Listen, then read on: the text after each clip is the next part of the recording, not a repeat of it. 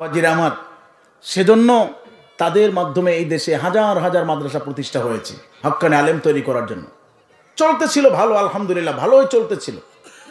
কিন্তু এক সময় আয়েশা যখন আলেমদের মোহ বাইরে গেল, বিভিন্ন লোভ লালসার দিকে যখন অগ্রসর হওয়া শুরু করলো, তখনই মোজাদ্দেদে জামান সিনা শরীফের মরহুম শাহ সুফি আবু জাফর মোহাম্মদ সালেহ রহমতুল্লাহ 1985 সালে আর একটা মাদ্রাসা করলেন, যে মাদ্রাসার নাম হলো দিনিয়া মাদ্রাসা।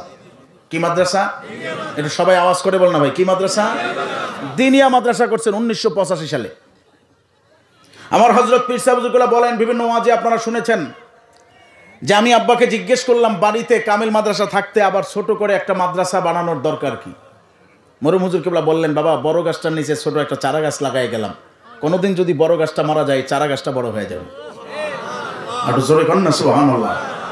আমরা আপনারা তো মনে করি যে কই মাদ্রাসা মূল্য কই, বড় বড় ভবন হয়েছে, প্রিন্সিপাল হুজুর 60,000 টাকা স্কেল পায়, কি কথা কন না কেন?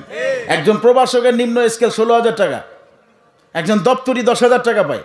আগে পাইতো 200-300, এখন তো হাজার হাজার টাকা। কই মূল্য কই? আগের চাই তো আরো জিন্দা।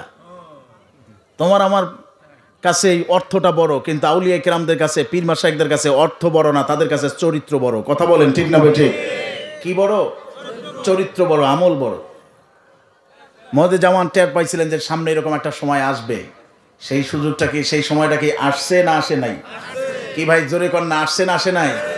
এখন তো মিছিল করেন রাস্তায়, অবরোধ বিভিন্ন জায়গায়, এটা কেন ওটা কেন, এটা কেন ওটা কেন। পীরে মরহুম বুঝে গেছে যেটা হবে। কি কথা বলে না কেন? এটা কি কি কথা বলে না কেন? তার কথা এখন ফলসে কেতাবের পাশটায় খুলে দেখো না, মাদ্রাসার কেতাবে হারমোনিয়ামের ছবি, দোতারার ছবি, একতারার ছবি, মূর্তির ছবি। কি কথা বলেন, আছে না নাই? আর জোরে কোন না, আছে না নাই? মোজাদ্দেদ তো ওই বলে গেছে আরো 100 বছর আগে যে আসবে, এইয়া পড়াইবে। সেই জন্য একটা দিনিয়া মাদ্রাসা করে গেছে পাশাপাশি, যে ইমান আমল লেবাস পোশাক বাঁচাইতে চাও তো এটাকে ধরো, ওটা বাদ, এখন থেকে আবার এইটা। কি কথা বলেন ঠিক না ভাই? ঠিক।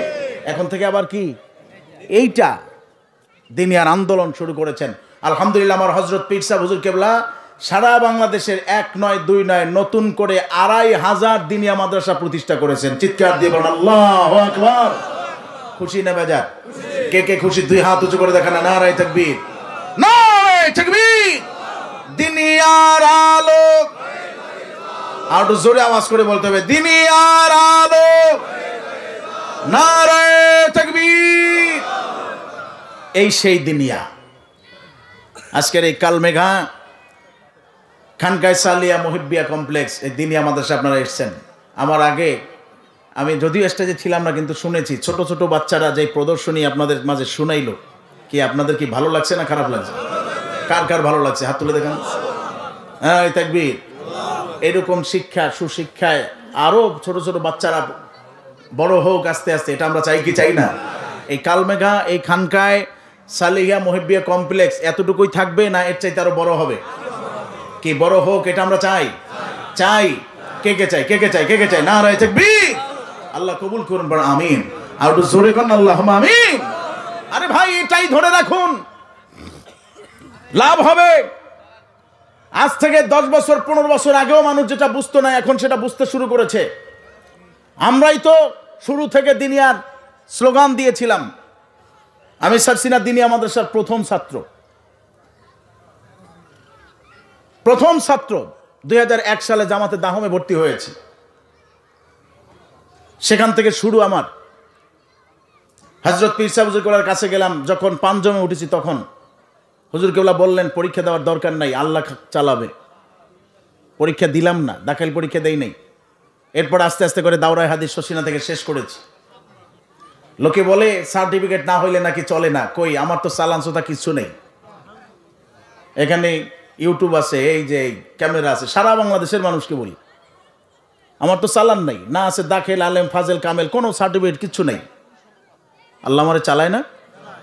যারা ভরসা করে যে সার্টিফিকেট খাওয়াবে, তারা ওই সার্টিফিকেটের উপর বুড়াই পড়ে। আর যারা চিন্তা করে যে আমাকে খাওয়াবে আল্লাহ, তার রিজিকের অভাব হয় না। কথা বলো ঠিক না? ঠিক। রিজিক দেওয়ার মালিক কে? হাত উঁচু করে জোরে আওয়াজ করে বলো না, রিজিক দেওয়ার মালিক কে? আল্লাহর উপরে তাওয়াক্কুল করো, কোনো অভাব থাকবে না। আর যদি মনে করো যে সার্টিফিকেট যে বেচারা রিক্সা চালায় তার সার্টিফিকেট আছে কয়টা? তারও তো পরিবারে 3, 4, 5টা সন্তান আছে। চলে না সে? কি কথা বলে না কেন? চলে না? এই যে আপনাদের কালমেঘা বাজারে বলেন, পাথরঘাটা বাজারে বলেন, অনেক ব্যবসায়ী ভাইরা আছে যারা ব্যবসা করে। আহাল্লাহুল বাইয়া ওয়া হাররামার রিবা, ব্যবসাকে আল্লাহ হালাল করেছেন। অনেক ভাইরা ব্যবসায়ী করে। কয়জনের দাখিল আলেম ফাজলের সার্টিফিকেট আছে? আল্লাহ তাদেরকে চালায় না? চালায়। তা দ্বীনি ইলম শিখবে কি চাকরির জন্য না আল্লাহর জন্য? জোরে কন্যা কার জন্য? আল্লাহর জন্য। কিয়ামতের একটা আলামত, ওয়াতু আল্লিমান নাস লিগাইরিদ দ্বীন, মানুষ দিন শিখবে আল্লাহর খুশি ছাড়া অন্য কোনো স্বার্থ সিদ্ধির জন্য। এটা সম্পূর্ণ হারাম, কিয়ামতের আলামত। এখন বর্তমানে সেইটা হয়েছে। বাবাকে জিজ্ঞেস করা হয়, ছেলে কোথায় পড়ে? মাদ্রাসায় পড়ে। দিনিয়া মাদ্রাসায় দেন। এখানে তো সার্টিফিকেট নাই। সার্টিফিকেট ছাড়া কি চলে? সার্টিফিকেট ছাড়া চলে না। আমরা বলি চালাইলি চলে। কি কথা কন না কেন? চালাইলি চলে। এই জন্য বাবাজিরা আমার, বুঝতে শিখুন দিনিয়া মাদ্রাসা কেন করা হয়েছে। করা হয়েছে আপনার আমার সন্তানকে হক্কানি আলেম বানানোর জন্য। আলিয়া মাদ্রাসা এখন কামেলও বুখারী শরীফ পুরো খতম হয় না। এখানে অনেক মুহাদ্দিস হুজুররা আছেন, বিভিন্ন জায়গায় ক্লাস করান আপনারা। মাত্র 5,000 কত, এই যে বুখারী শরীফের যে হাদিস সংখ্যা, সেখান থেকে মাত্র করে 500 থেকে 600 হাদিস একটা সিলেবাসভুক্ত করা হয়েছে। সেখানে অনেকগুলো বাপ কাট করে মূল কিছু জিনিস ওখানে আনা হয়েছে। বাকি হাদিসগুলো কোথায় গেল? 1000 হাদিসের মধ্যে মাত্র 500 হাদিস। আর সেই 500 হাদিস পড়ে কি একজন ব্যক্তি মুহাদ্দিস হয়? কি কথা বলেন না কেন? মুহাদ্দিস হয়? কামেল পর্যন্ত পুরো কোরআনের সিলেবাস নাই। পুরো কোরআন শরীফের সিলেবাস কামেল জামাত পর্যন্ত নাই। তাহলে একজন ব্যক্তি কামেল পাশ কইরা সে মুফাসসির কেমনে দাবি করবে বলেন? কিন্তু হচ্ছে তো মুফাসসির। ওই ধরনের মুফাসসির হয়েই তো ফতুয়া লাগায় যে কলব মাথায় থাকে। কি কথা বুঝেন না আপনারা? বুঝেন নাই? এই মুফাসসির হয়েই তো বলে যে কলব মাথায়। তো এই জন্য বাবাজিরা আমার, আমির হিজবুল্লাহ হযরত পীর সাহেব হুজুর কেবলা মরহুম শাহ সুফি আবু জাফর সালেহ আমাদের রেখে যাওয়া দিনিয়া মাদ্রাসার আন্দোলন শুরু করলেন। এজন্যই যে আগের সেই নিসাবে কদিম আলিয়া মাদ্রাসা যেরকম এক সময় বুখারী, মুসলিম, তিরমিজি, ইবনে মাজাহ, নাসাই, সিয়াসাত্তার কিতাব, তাফসীরের কিতাব, উসুলের কিতাব, উসুলে হাদিস, উসুলে তাফসীর, বালাগাত, মানতিক, ফাসাহাত, এরপরে আপনার বিভিন্ন ফতুয়ার কিতাব, ফতুয়া আলমগীরি, ফতুয়া শামী সহ যত কিতাব আছে যেগুলো এক সময় পুরোটা একেবারে সিলেবাস আকারে পড়ানো হতো, হযরত পীর সাহেব হুজুর করে এখন দিনিয়ার আন্দোলন করে এখন দাওরায়ে হাদিসে আলহামদুলিল্লাহ পুরো বুখারী খতম হচ্ছে। আলহামদুলিল্লাহ বলেন, আর জোরে করেন আলহামদুলিল্লাহ।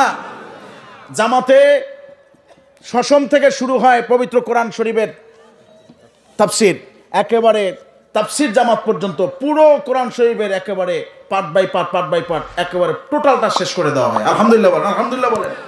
সেইটাই দিনিয়া মাদ্রাসা। এই জন্য দিনিয়া মাদ্রাসার গুরুত্ব বুঝতে শিখুন।